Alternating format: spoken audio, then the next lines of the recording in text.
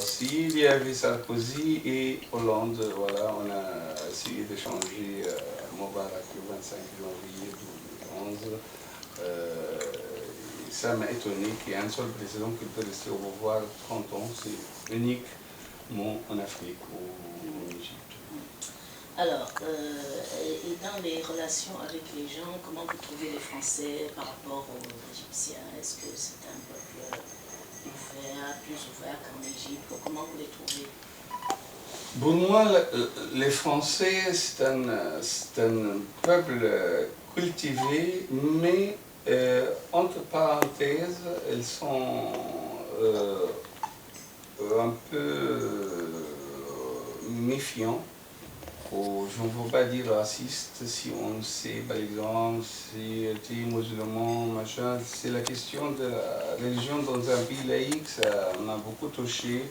Si on dit par exemple je suis musulman, il méfie, machin, mais malgré ils adorent, les Français adorent notre civilisation pharaonique, c'est tout, mais pas l'Égyptien d'aujourd'hui. C'est-à-dire l'Égyptien contemporain là, il n'est pas du tout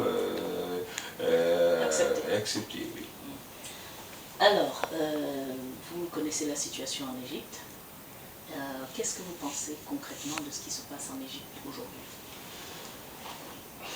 C'est touchant.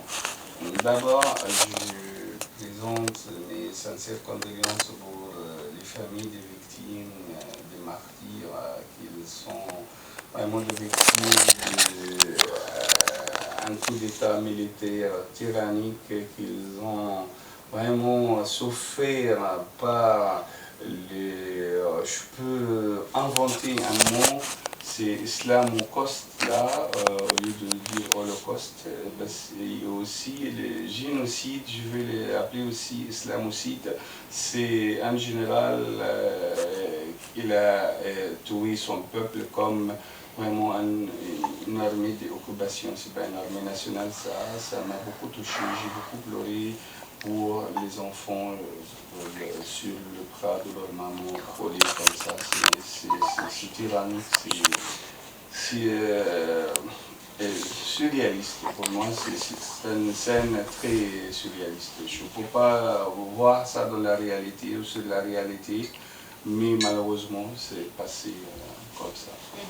Alors, ils ont dit aussi que, quand on lit dans la presse, certains expliquent que c'est toute la population, la majorité de la population, pas tous, qui sont d'accord avec l'armée. Mais en même temps, il y a quelques mois seulement, il y a eu une élection démocratique et la majorité de la population a porté Morsi au pouvoir. Qu'est-ce qui explique qu'entre les deux, la population ait changé à ce point?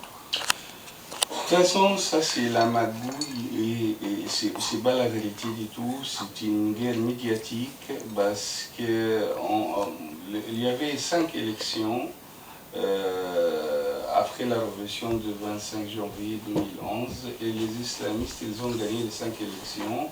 Alors moi je ne suis pas islamiste, malgré tout ça je faisais la confiance à Dr Morsi. C'est quelqu'un très honnête, très démocratique, c'est quelqu'un très civilisé, c'est un académicien, c'est un professeur très modéré.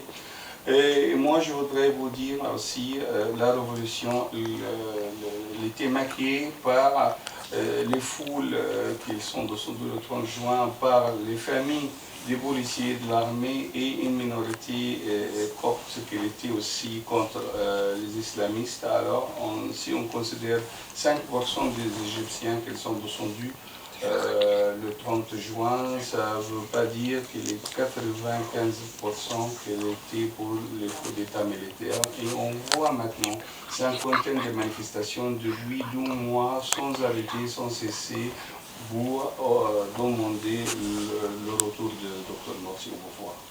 Alors, est-ce que vous pensez que de la France, j'imagine que ça vous touche parce que c'est votre pays, et en tant que démocrate aussi, il y a eu une élection, c'est normal que la personne qui a gagné aille jusqu'au bout de son mandat. Mais qu'est-ce qu'on peut faire, qu'est-ce que vous pouvez faire à partir de la France pour influer sur les événements en Égypte? Moi, je compte pas trop sur les politiciens européens, surtout le chef d'État français, parce que si lui, il accepte cette logique-là, on peut dire lui aussi, il ne va pas être une fois. On connaît tous, par exemple, maintenant François Hollande, il a moins de 20% de popularité, mais personne ne demande de lui de partir. Hein. Alors lui, il dit qu'il faut accepter la réalité, le coup d'État comme une réalité, il faut recommencer à partir du 30 juin. Ça, c'est pas juste, il faut le mesurer en deux fois, c'est pas honnête, c'est schizophrénie, moi je veux dire, la France, si elle est vraiment c'est un pays, on peut dire, très respectueux pour les droits de l'homme. Il faut bouger pour arrêter le général Sissi et aussi son homologue en Syrie. On voit des crimes de guerre, on le voit tous les jours, on voit des armes interdites qui sont autorisées, soit ici, soit là-bas, mais la France, jusqu'à maintenant, elle ne bouge pas, malgré il a bougé en Mali, il a bougé en Libye, il a bougé pour ses entrées, c'est pas pour le peuple. Mais, alors, qu'est-ce que je veux faire? Les islamistes... On parle beaucoup d'islamistes. Et parmi ces islamistes, on mélange les musulmans. Tous les musulmans ne sont pas islamistes. Comment faire pour que vous, qui êtes, je suppose, pas islamistes mais musulmans, vous êtes contre, comme beaucoup, même ceux qui ne sont pas musulmans, qui sont simplement pour le processus démocratique. Comment faire pour que les gens, dans leur esprit, sachent que tous les musulmans ne sont pas des islamistes? De toute façon, les islamistes, ce n'est pas un mauvais adjectif. Les islamistes, ça veut dire les politiciens qui veulent appliquer